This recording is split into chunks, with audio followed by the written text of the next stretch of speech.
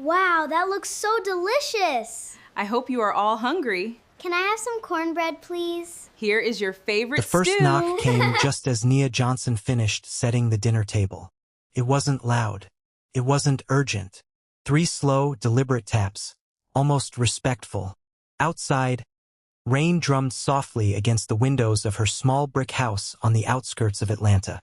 The scent of homemade chicken stew filled the kitchen while 5 little voices argued over who would get the last piece of cornbread. "Mom!" 6-year-old Noah shouted. "Naomi took my chair." "I did not." Naomi fired back, sticking out her tongue. The twins, Nathan and Nadia, burst into laughter while little Nico quietly colored dinosaurs at the end of the table, blissfully ignoring the chaos around him. Nia smiled despite herself. This was her world. Messy, loud, beautiful. Everything she'd sacrificed to protect. Then came another knock. 3 slow taps. Her smile faded. Nobody visited without calling first. Not anymore. She wiped her hands on a towel and glanced toward the living room window. A line of black luxury SUVs stretched across her quiet street. At least 8 of them. Their headlights cut through the rain like silent predators. Every vehicle was identical. Every door remained closed. Nia's heart stopped. "No," she whispered. 5 years. 5 peaceful years. She had spent every one of them making sure no one could ever find her. "Mom!" Naomi looked up. "Who's outside?" Nia forced a smile. "Stay here." She walked toward the front window. The first SUV door opened. A tall man stepped out. Black tailored overcoat. Perfect posture. Dark umbrella shielding him from the rain. Even from a distance, she knew him. The umbrella lowered. Time froze. Her knees nearly gave out. "No!" Her voice cracked. "It can't be." His face hadn't changed. The sharp jawline. The calm eyes that always seemed to hide 1,000 secrets. The small scar above his left eyebrow she'd once kissed after he'd confessed he got it protecting his younger brother. Kang Min-ho. The man she'd loved.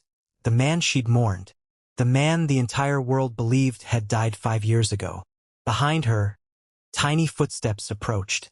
Before she could stop him, Noah climbed onto the couch and peeked through the window. His eyes widened. "Mom!" His little voice trembled.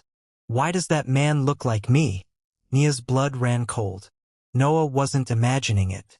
The resemblance had always been impossible to ignore. The same dark eyes. The same determined expression. Even the slight tilt of his head. She gently pulled him away from the window. "Go back to the kitchen." "But now." Her tone left no room for argument. The children exchanged confused glances before slowly obeying. Except Nico.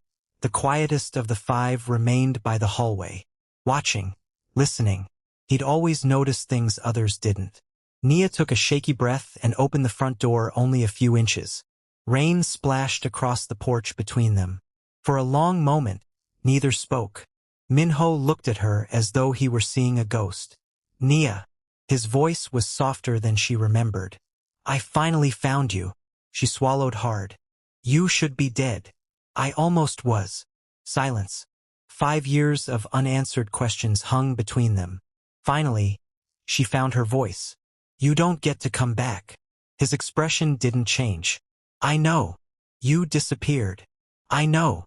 I buried you. I know." Tears burned behind her eyes. "You ruined my life." For the first time, genuine pain flickered across his face. "I've spent 5 years trying to fix that." She laughed bitterly. Too late. She started closing the door. Then he quietly spoke 7 words. Words that shattered everything she'd built. "I know about our 5 children, Nia." The door stopped moving. Every muscle in her body froze. Impossible. No one knew. Not her neighbors. Not her co-workers. Not even the hospital had recorded the father's name. She had erased every connection to Seoul. Slowly, very slowly, she looked back at him. His eyes weren't searching the house. They already knew. "They're here," he said softly. It wasn't a question. Before she could answer, a tiny voice echoed from behind her. "Daddy." Nia spun around. Little Nico stood in the hallway. staring directly at the stranger. Min-ho's composure cracked for the very first time. His eyes filled with tears, because the little boy standing before him wasn't just any child. He was the mirror image of the father he'd never known. If you're already feeling your heart race for Nia and her children, let us know where you're watching from in the comments. And if you love emotional stories filled with mystery, family, and unforgettable twists, don't forget to subscribe to the AfroK Tales. Nia's world stopped turning. The word hung in the air like a fragile piece of glass. Daddy! Little Nico had spoken so softly that it barely rose above the sound of the rain. Yet it echoed louder than thunder. For 6 years, Nia had rehearsed this moment in her mind. She had imagined angry questions. She had imagined tears. She had imagined the day her children would demand to know who their father was. But never had she imagined that one innocent word would come from the lips of the child who had never met him. Min-ho slowly lowered himself to one knee. His expensive black coat soaked against the rain-drenched porch, but he didn't seem to notice. His eyes never left Nico. "Hello." His voice trembled. "My name is Kang Min-ho." Nico frowned. "You look sad." A weak smile appeared on Min-ho's face. "I am." The little boy tilted his head. "Did somebody hurt you?" Min-ho swallowed the lump in his throat. "Yes." Nico nodded thoughtfully.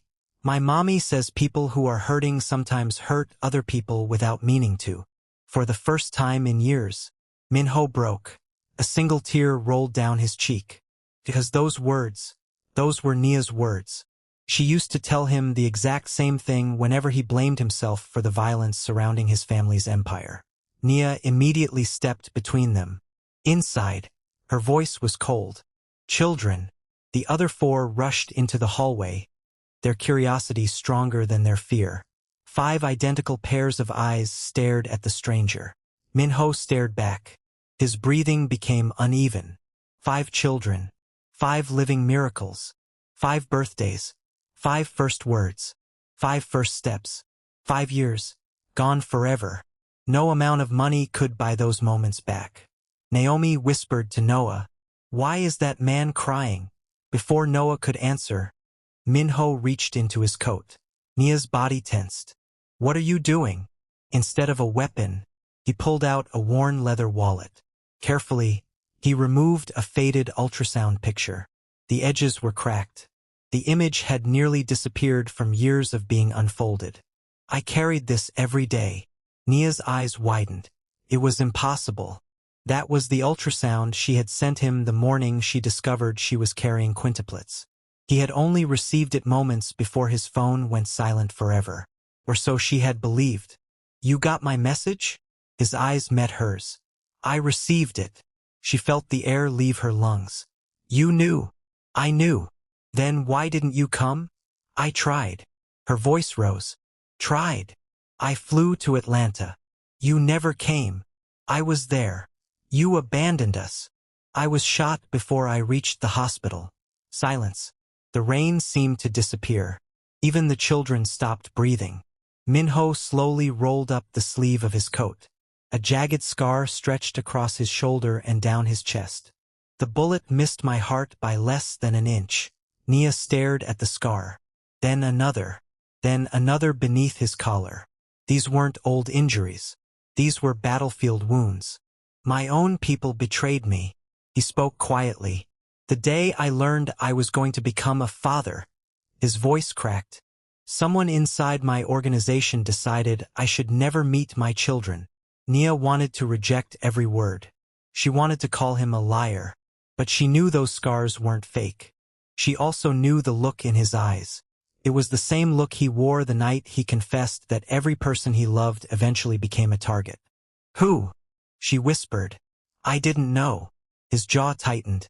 "I spent 5 years finding out. And now, I know exactly who betrayed me." Before she could ask another question, a black sedan sped down the quiet street. Far too fast. Min-ho's head snapped toward it. Every muscle in his body became rigid. His eyes changed. Gone was the gentle father standing on her porch. In his place stood the feared leader of an empire built on survival. He shouted only one word. Down. The front window exploded. Glass rained across the living room. The children screamed. A second shot shattered the porch light. Min-ho threw himself through the doorway, tackling Nia to the floor just as another bullet ripped through the front door. The sound of gunfire echoed through the neighborhood. Outside, his security team returned fire. The peaceful street transformed into chaos. Nia wrapped her arms around the children as they cried. Noah, I'm here. Naomi, I'm okay. Nathan, I'm okay. Nadia, I'm here. Nico, the little boy's voice came from beneath the kitchen table. I'm not scared, Mommy. But his tiny hands were shaking. Min-ho pressed himself against the wall and spoke into a small earpiece. Status. A calm voice answered. 6 attackers. Another pause. They knew exactly where you were. Min-ho closed his eyes. His worst fear had come true. They hadn't just found him. They had found his children. If you were Nia, would you trust Min-ho after everything that happened? Or would you run with the children? Pause for just a second and tell us your answer in the comments before the story continues. We read your theories, and some of them are even better than the twists. And if you're enjoying this emotional journey, take 1 second to hit the like button.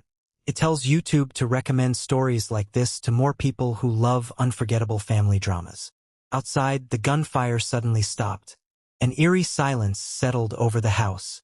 One of Min-ho's bodyguards cautiously opened the front gate. Nothing. The attackers were gone. Too easily. Too quickly.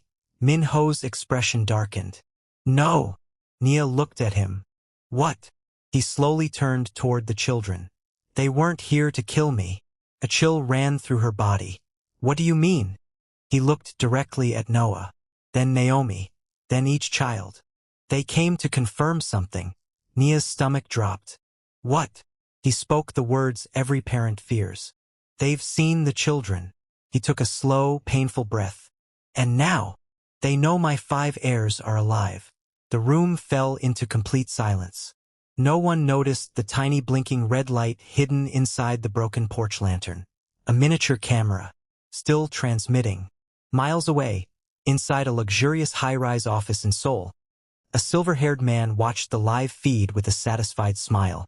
He leaned back in his chair and whispered, So, they're even more valuable than I imagined. He reached for his phone. Prepare the plane.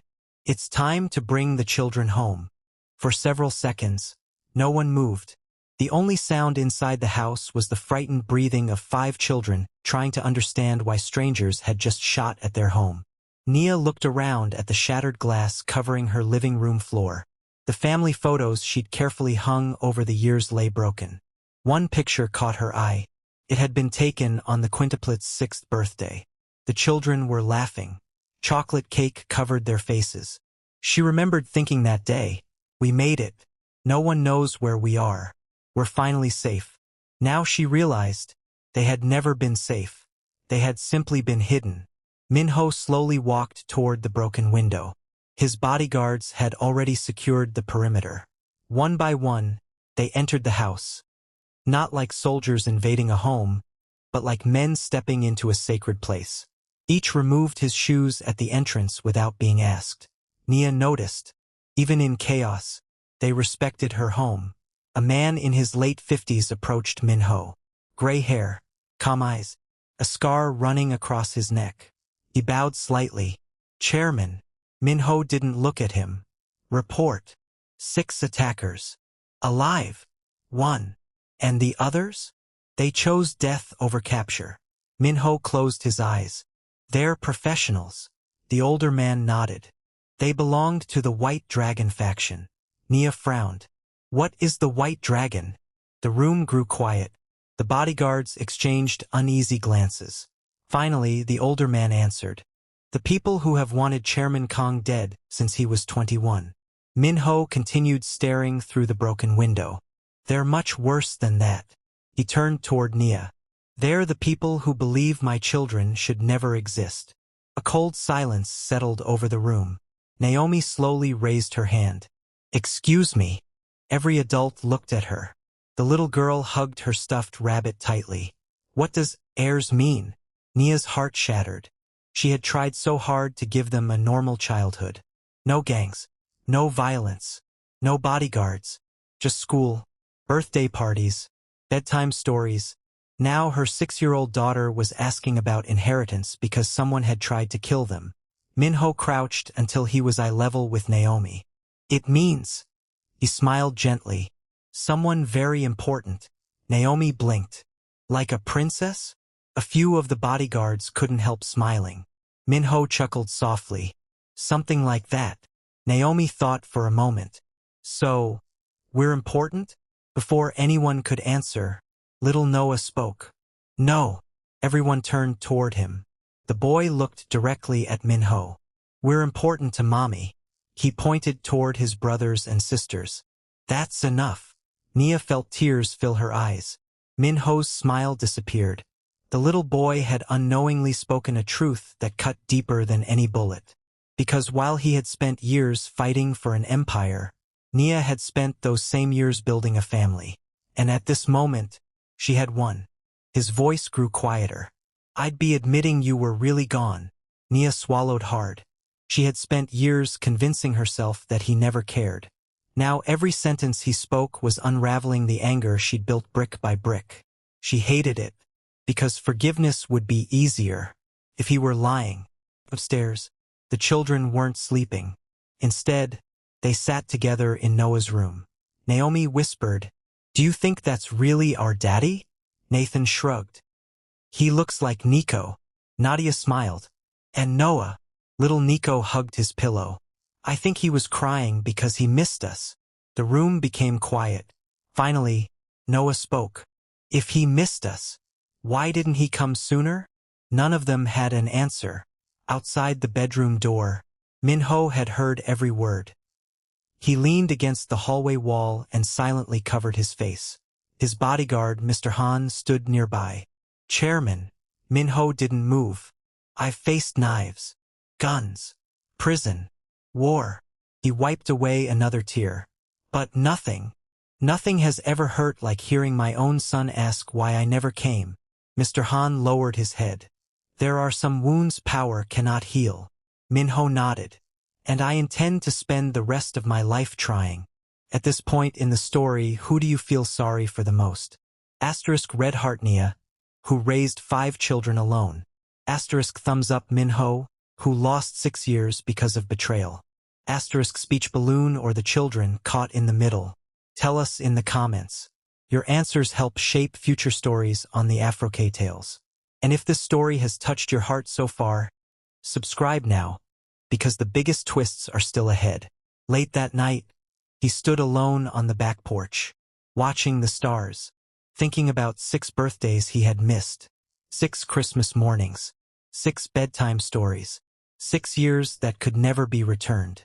His phone vibrated. He answered immediately. "What is it?" Mr. Han's voice was unusually tense. "We've identified the man behind today's attack." Min-ho's eyes hardened. "Who?" There was a long pause. Then, "It's someone you trust." Min-ho frowned. "Name?" Another pause. The answer left him frozen. "It was your younger brother." Min-ho slowly lowered the phone. His breathing stopped. "No," he whispered. "That's impossible." But deep inside, he already knew, because there had only ever been one person who knew exactly where Nia would hide if she disappeared. His own brother. And if that was true, then this wasn't just a battle for his empire anymore. It was a war within his own family. Like, comment, and subscribe to the AfroK Tales. Hit the notification button to get notified of when the part 2 of the story will come. And tell me in the comment section what you think will happen next.